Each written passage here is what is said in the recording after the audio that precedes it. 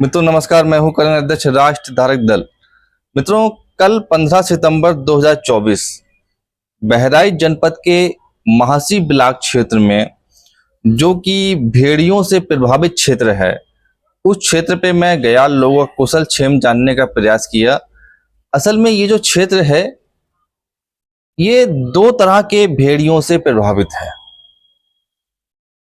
पहला भेड़िया तो वो है जो आदमखोर है और मासूमों की जान ले रहा है, लोगों को किल कर रहा है, लोगों को मार रहा है, जिसने पूरी क्षेत्र में, पूरी महासी विधानसभा क्षेत्र में पूरा अपना आतंक मचा रखा है।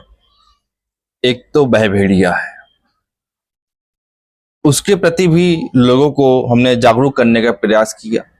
दूसरा भेड़िया वह है जो कि इंसानों को तो किल नहीं कर रहा है, इंसानों को नहीं मार रहा है, वह भेड़िया लोगों के दिमाग को मार रहा है, इंसानों के दिमाग को मार रहा है। उनके दिमाग में, क्षेत्र वासियों के दिमाग में भारतीय सभ्यता संस्कृति के प्रति नफरत भर रहा है और विदेशी सभ्यता संस्कृति के प्रति लगाव भर रहा है। लोगों में श्री राम, श्री कृष्ण, हनुमान जी, जितने भी ऋषि मुनि महात्मा हुए, ऋषि कणाद, ऋषि जमनी, ऋषि पतंजलि, ऋषि व्यास, इन सब के प्रति वह नफरत भर रहा है। और अब्राहिम, ईसा, मूसा, दाऊद, यूसुफ, बढ़ई, मरियम, इन सब के प्रति वह प्यार भर रहा है।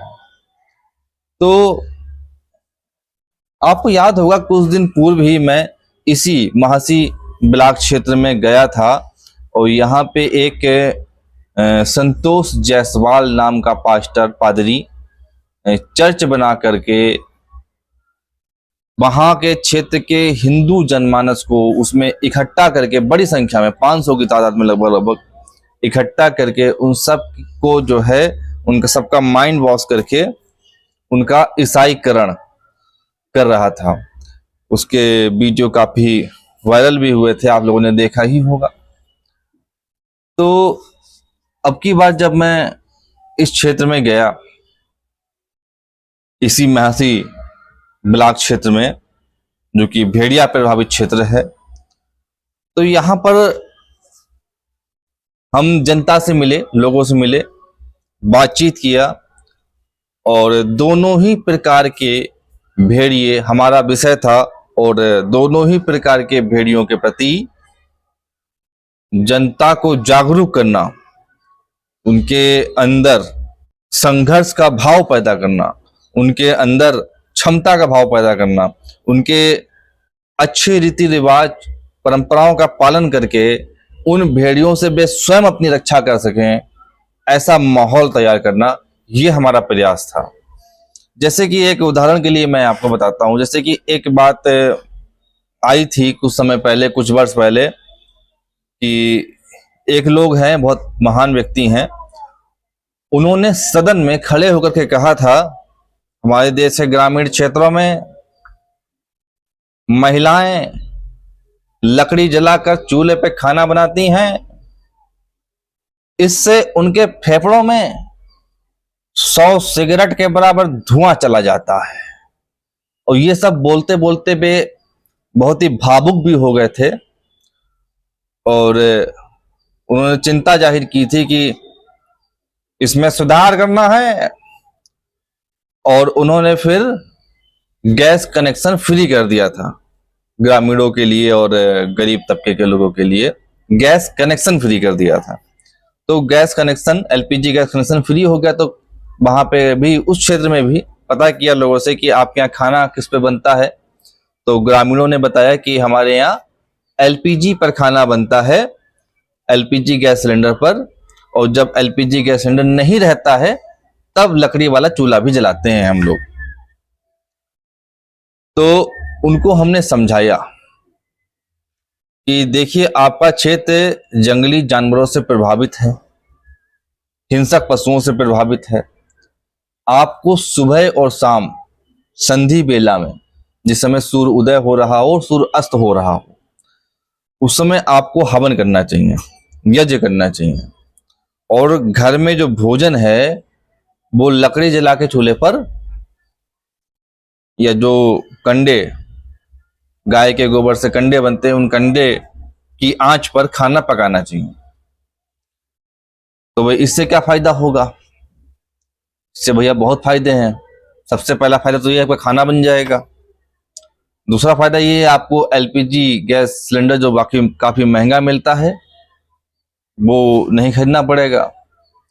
और तीसरा फायदा ये होता है कि जैसे कि किसी छोटी सी बस्ती है, उसमें मान लीजिए 50 घर हैं, तो वहां पे 40 घरों में या 50 घरों में चूल्हा जल रहा है, जिसमें ईंधन के तौर पे लकड़ी का या कंडों का प्रयोग हो रहा है।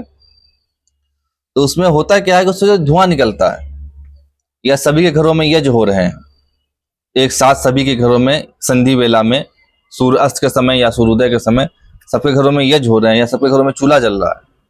यज्ञ के तो हजारों लाखों फायदे हैं, पर यहाँ पे केवल मैं एक फायदा मेंशन करूंगा यहाँ पर, कि जब हवन होता है या चूल्हा जलता है, तो जो अग्नि से जो ऊष्मा चारों तरफ फैलती है, जो हीटिंग चारों तरफ फैलती है, और जो धुआं चारों तरफ फैलता है, क्योंकि वो सबके घरों से निकल रहा है धुआं, तो धुएं का एक आवरण, उस क्षेत्र में एक आवरण तैयार हो जाता है, धुएं की एक परिधि तैयार हो जाती है।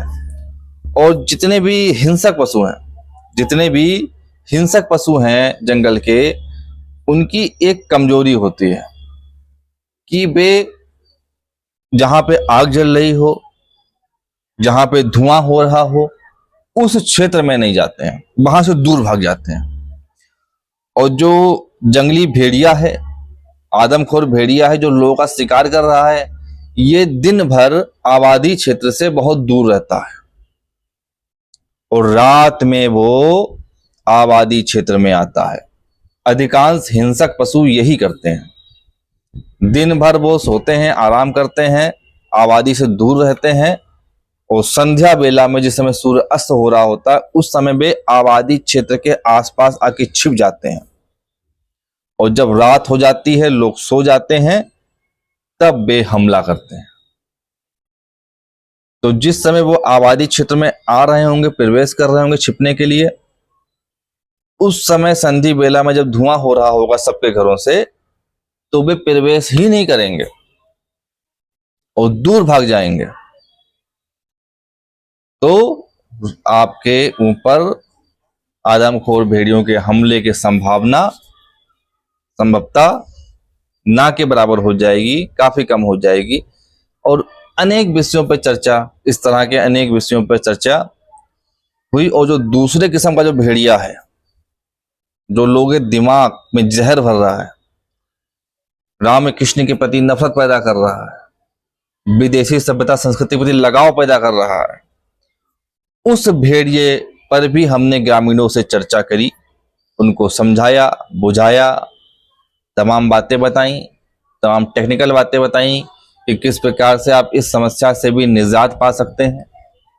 अनेक करीब 30-35 ग्रामीणों से मैं मिला उस दिन, 15 तारीख को। जितने लोगों से मिल सकता था मिला मैं, और जितना समझा सकता था समझाने का प्रयास किया, और दोनों प्रकार के भेड़ियों के प्रति लोगों को आगाह किया।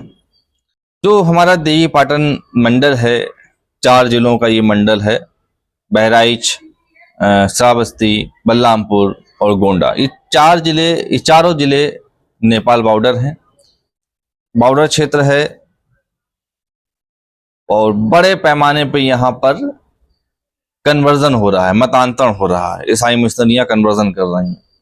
मैं ज्यादा बड़ी बात तो नहीं कहता, पर राष्ट्र धारक दल इतनी क्षमता रखता है कि इन 4 जिलों में कन्वर्जन को, मतांतरण को पूरी तरह विफल कर सकता हूं। पूरी तरह से अपने इन 4 जिलों को, अपने क्षेत्र को कन्वर्जन से मुक्त करवा सकता हूं, ईसाई मिशनरियों से मुक्त करवा सकता हूं, जो कन्वर्जन कर रहे हैं, जो मतांतर कर रहे हैं, धर्मांतरण कर रहे हैं। और जितने भी मतांतर हुए हैं पिछले 10, 15, 20 सालों में, उनमें से 90% से अधिक लोगों को घर वापसी करवा करके वापस सनातन धर्म में लाने का मैं क्षमता रखता हूं, राष्ट्र धारक दल क्षमता रखता है। मैं गारंटी से काम कर सकता हूं, पर अकेले संभव नहीं, पर अकेले संभव नहीं। इसके लिए 1,50,000 लोगों का सपोर्ट चाहिए, समर्थन चाहिए। इसलिए आपसे निवेदन है कि राष्ट्र धारक दल के साथ में जुड़िए, अपना तन मन धन से सपोर्ट प्रदान करिए।